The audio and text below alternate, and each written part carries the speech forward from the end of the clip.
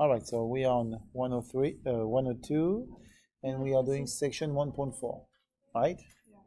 Section 1.4, and we are doing page 346, problem number 44. So we need to find the equation of a line. So we need to find the equation of a line. But I know nothing. I'm going to call this line number 1, and because I know nothing, I'm going to call the line y equal m1x plus b. Okay. M1 for the slope number 1. I could even call B1 for slope for the line number 1. I know that this line is going through the point 3, negative 2, and is parallel to another line, that I'm going to line number 2, and they are giving me the general form of this line, which is 2x minus y equal 5.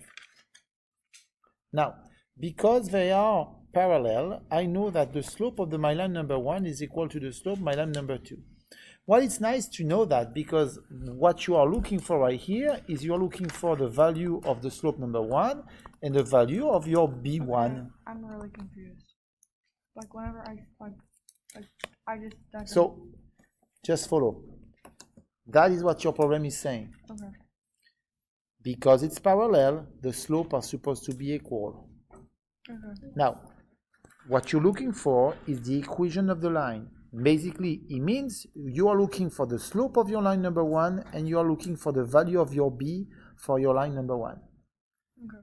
Now, to know the value of m1, you will know it if you know the value of your slope of your line number 2. You have your line number 2. It's right here. Okay? So therefore, first you must express the line number 2 y standing by itself.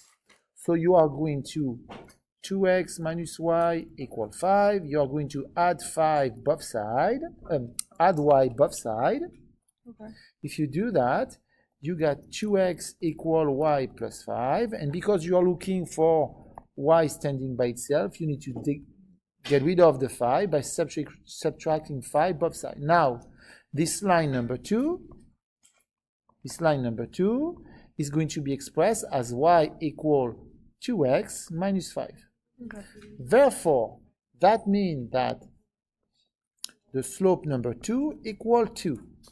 If the slope number 2 equal 2, that means that the slope number 1 equal 2 also. Why? Because m1 equal m2. Therefore, I can fairly say that the equation of my line number 1 is going to be y equal 2x plus b. Now I need to find b. How can I find b? Well, I'm going to use the point on the line number 1 to find b. Why? Because if the point is on the line number 1, that means that the coordinate of the point will check my equation, the equation of my line.